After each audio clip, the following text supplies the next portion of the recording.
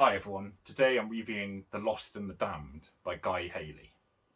So this is the second book in the Siege of Terra series, and it sees the traitors successful in the Solar War. And so now they're moving on to the siege itself of Terra, and the actual outer walls of the palace itself. So the Solar War, the book before this, did some work in setting up the siege, and after many books, we're finally here.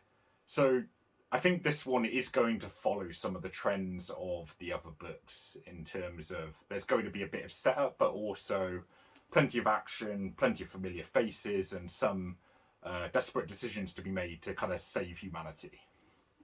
So now we're in the final books.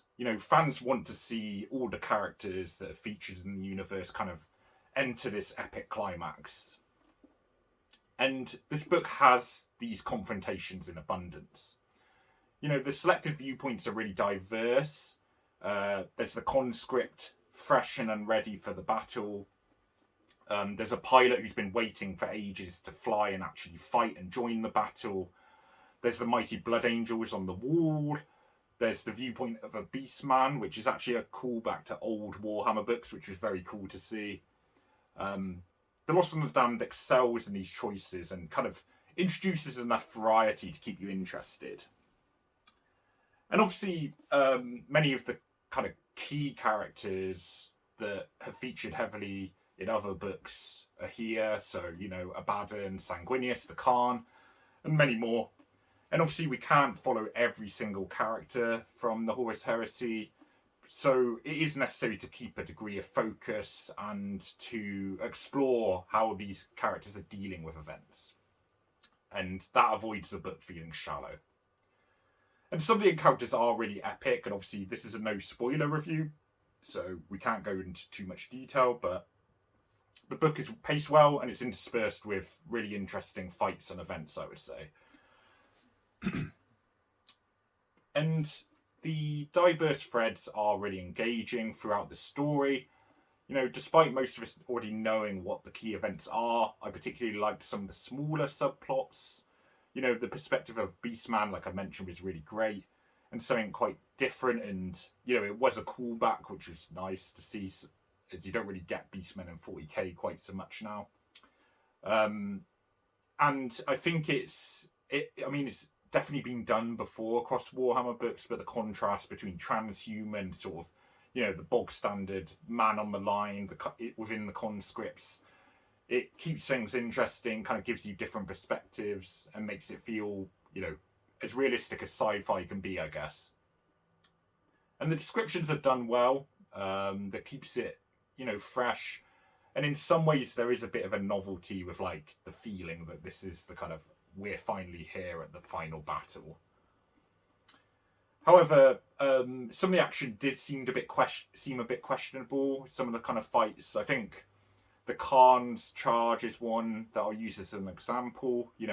Was it that sensible and in character? Does some of the acrimony between the brother kind of loyalist legions make sense? Or would it seem more reasonable that at the final fight they'd kind of pull together and say, okay, we need to stick and work as one here because we're kind of screwed if we don't fight together and unify.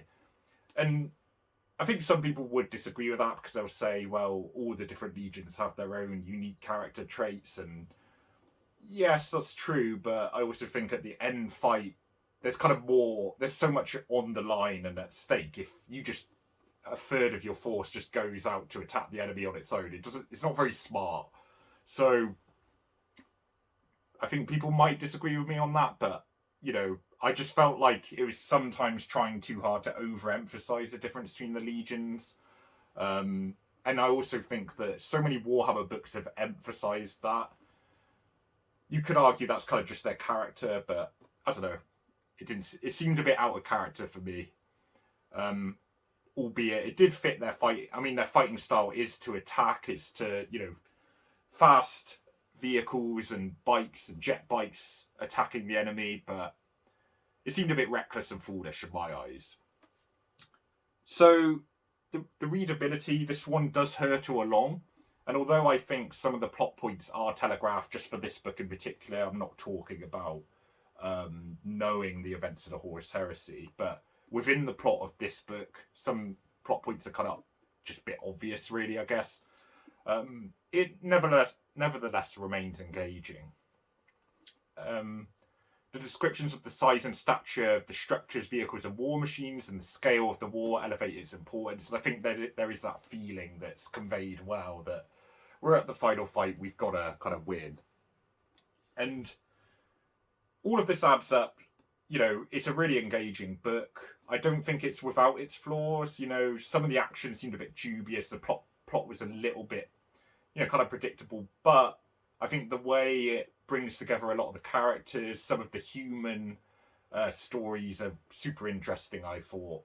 And the variation of the different perspectives we see in the book is really well done, I think. So I think that it had great action and some cool subplots. So it is well worth a read for Warhammer fans. I'm going to give this one 8 out of 10. So Siege of Terra is not disappointing so far in my eyes. And there's plenty more to go to review. So exciting stuff. Plenty more Warhammer book reviews coming up. Thanks for listening.